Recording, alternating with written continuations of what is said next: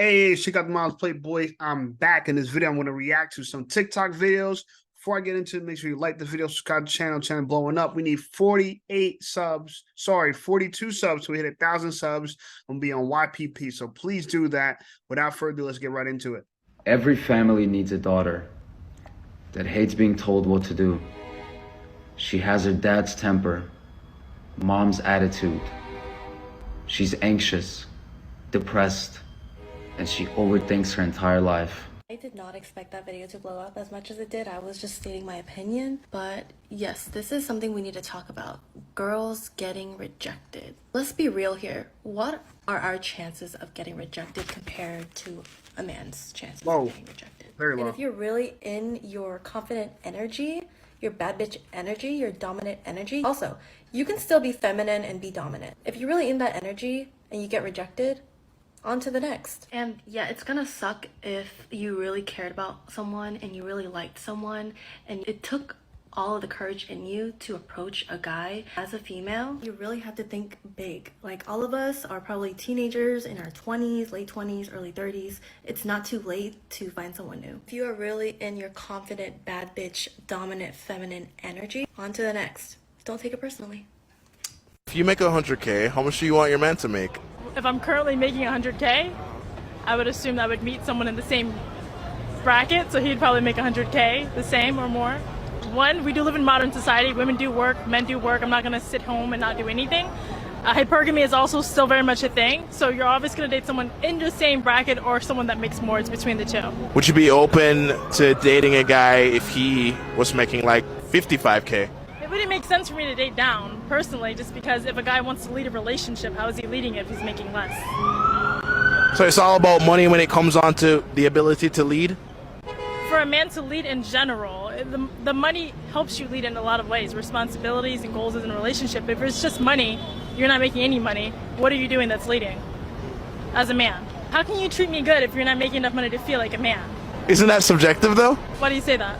A man could be totally comfortable making 35K at Walmart, wherever the shit's... There's nothing wrong with that. I think that's fine, but also date a girl who works at Walmart who makes the same amount or less. Why would you date someone whose taste is like caviar? That's gonna ruin your ego as a man. Once a woman reject you, once a woman show you she don't want you, move on. Do not fall for anything. I don't care if she like your pictures. I don't care if she texts you, hey, big head. I don't care about any of that stuff. Move on, because it's just a trick to get you back. See, she really don't want you. She just wants your attention. That's what it boils down to. She don't really desire for you. She just wants that attention. That's what she wants. See, a lot of these women are selfish. They don't want nobody else to have you, even if they don't want you. They see that you a good quality man. They like, if another woman snatch him up, now I'm out of luck. And see, what they'll like to do is brag for me. They'll say, okay, I'm gonna give you enough to stay, but not enough to go away. Guys, do not fall for it. I'm telling you right now, if she's not putting forth effort, if she's not showing you that she like you, if she's not going head over heels for you, if she's not giving you, cut her off. Because I'm telling you right now, anything other than that is bullcrap. You don't miss him. You miss the idea of who you wanted him to be, the projection of who you thought he was, and the relationship and future you built in your head that never actually fucking panned out. And that's okay. Once you acknowledge that, you can actually move forward more effectively, understanding it wasn't about that person, it was about the idea that you built about them. Okay, I'm back on the dating apps. It's been like 5 months, 6 months since my last relationship. I'm ready to go on a date and possibly meet someone. I have very low expectations. Not standards, but expectations of the pool I'm choosing from, because I have a bazillion likes because y'all just swipe right on everyone, right? That's like the thing men do, I guess. I don't know, whatever. Of those likes, I would find like maybe 5. So you liked me first. I said okay. And then you just don't message. Why?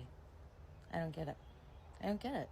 A huge red flag for me is when men say things like, well, women just don't know how much rejection hurts. Oh, women don't experience things? Got it. I wasn't allowed to play with Legos or Nerf guns or touch a football or look at sports. I wasn't allowed to eat too much or talk too loudly or talk too often or talk not enough. I certainly wasn't allowed to inject myself into male conversations.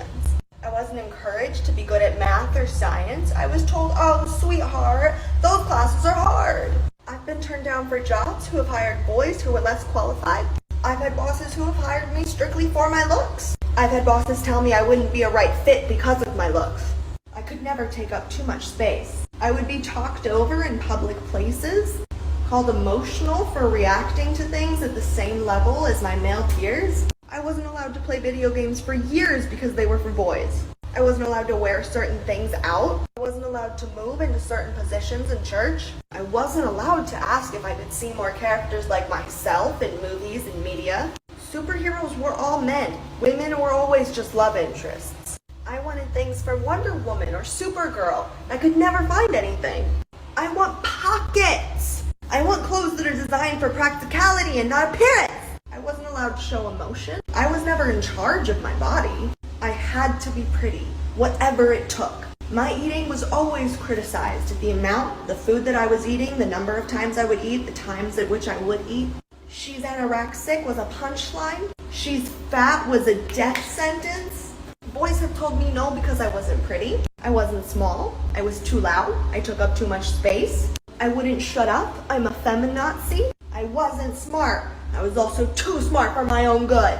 I was too needy. I was high maintenance. They think women don't know. They think women are just sat in a little room with a box of crackers while they've been living full lives with emotions.